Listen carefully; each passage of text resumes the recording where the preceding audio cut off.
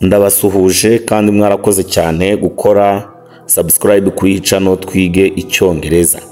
Uyu munsi rero kuri iyi channel turaza kurebera hamwe isomo ry'ingenzi, nongere nkubwire ngo ni isomo ry'ingenzi wagakwiye kubuzi, waba uri umunyeshuri waba uri umwarimu. Uyu munsi tugiye kurebera hamwe auxiliary verbs and modal verbs, harimo to be, to have, to do, will, shall and may. Turazitondagura mu bihe bitatu. Ibi bihe rero bitatu nibyo bihe by'ingenzi ugomba kubuzi mu gihe utangiye kwiga ururimi rw'icyongereza. Igihe cya mbere ni present, ni igihe turimo cyangwa indagihe. Kabiri past, ni igihe cyashize. Future, igihe kizaza. Ibi bihe iyo umaze kubimastaringa bigufasha neza kumenya ururimi mu buryo bworoshye. Umunsi rero iri somo ntirigucike, icyo ngusaba nuko twatangirana tukanasozanya iri somo. Twatangiye rero auxiliary verb and modal verbs. Let's begin with verb to be. Reka dutangirane na verb to be, inshinga kuba. Turayiga muri present. I am, ndi. Shobora kuvuga ngo I am a teacher, ndi umwarimu. You are a teacher, uri umwarimu. He is a teacher, ni umwarimu w'umugabo. She is a teacher, ni umwarimu w'umugore.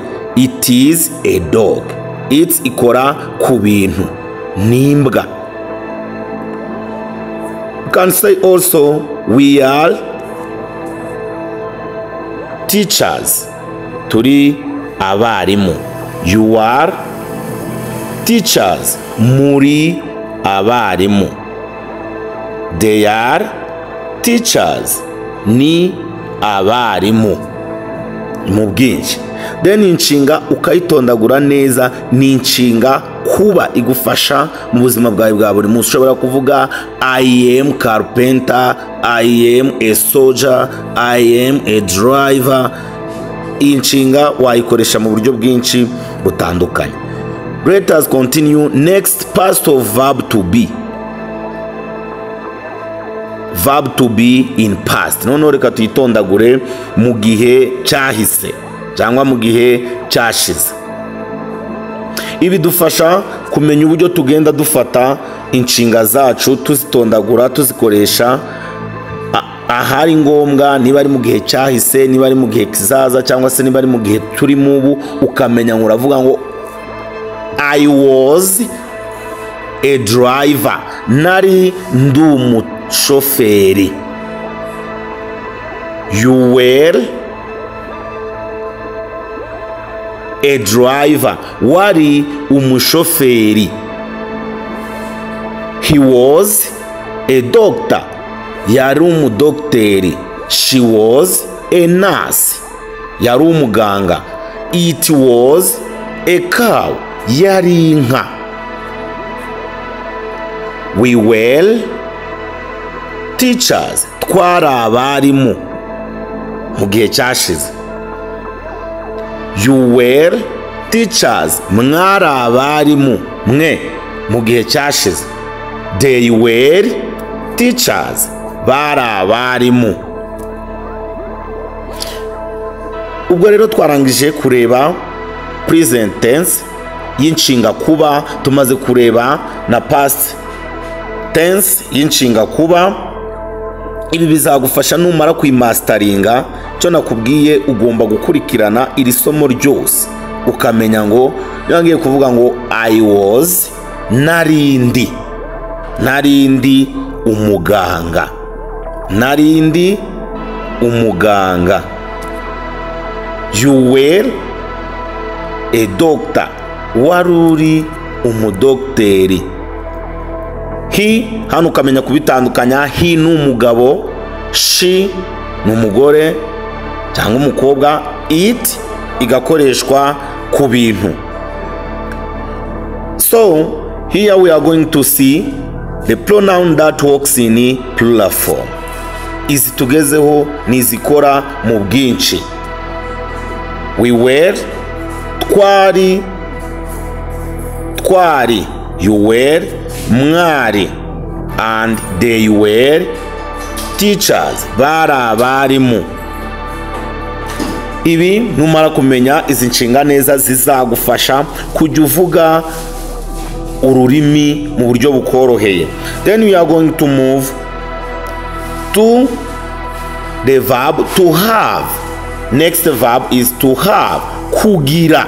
Tugiye kureba verb to have, kugira muri present, mu gihe turimo ubu. Turavuga ngo I have a pen, mfite ikaramu. You have a pen, ufite ikaramu. He has a pen, afite ikaramu. She has a pen, afite ikaramu, ariko ni umukobwa. It has a tail, ifite umurizo, shobora kuba ari inka cyangwa imbwa. We have pens, dufite amakaramu. You have pens, mufite amakaramu. Tukavuga ngo they have pens, bafite amakaramu.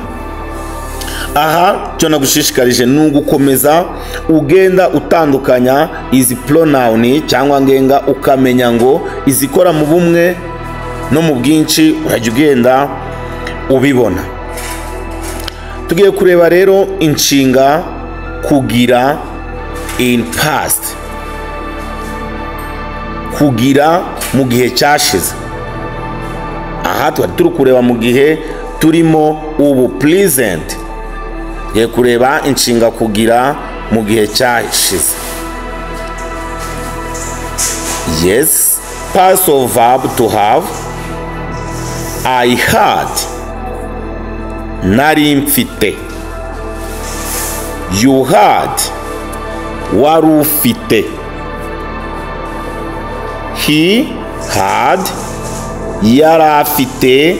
She had, yari afite ariko w'umukobwa.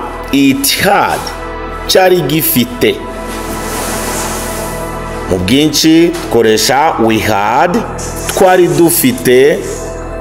You had, mwari mufite. They had, bari bafite. Nkuko muri kubibona, nukomeza gukurikira amasomo yo kuri iyi channel, uzagenda ubasha kumenya ururimi mu buryo bworoshye. Nkuko twabibonye tumaze kureba inshinga kugira mu gihe turimo no mu gihe cyashize. Then we are going to see another auxiliary verb. Turebe aho bitandukaniye. Next is verb to do. Verb to do, gukora in present. I do, ndakora. You do, urakora. He does, arakora. She does, arakora. We do, turakora. You do, murakora. They do. Aha twarebaga inshinga gukora in present. Then we are going to move ku nshinga gukora in past, ahahise. Tugiye kureba inshinga gukora mu gihe cyahise. Verb to do in past turavuga ngo I did, narakoze. I did my job. Nakoze akazi kanje. You did your job. Wakoze akazi kawe. He did his job. Yakoze akazi ke. She did his job. Yakoze akazi ke w'umukobwa. It did its job. Cyakoze akazi kacyo. We did, twarakoze. You did, mwarakoze. They did their job. Bakoze akazi kabo.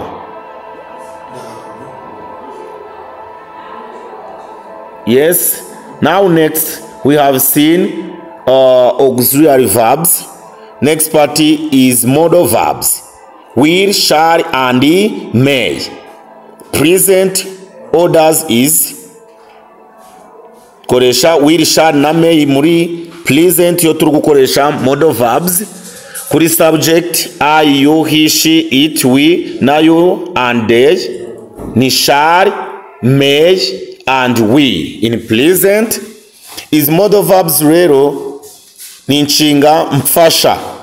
Modal verbs aha twazirebaga muri present. Now we are going to see it in past. Modal verb will muri past iba would. Shall muri past ikaba should. And may muri past ikaba made. Ibi rero bizagufasha uko uzajya ugenda ukomeza ukurikira amasomo yacu, bizagufasha mu buryo bwose umenya ururimi mu buryo bworoshye. Warakoze cyane, kora subscribe niba utarayikora kugira tujye tubana kuri iyi channel twige Icyongereza. Nabanaga n'umwarimu Patrick.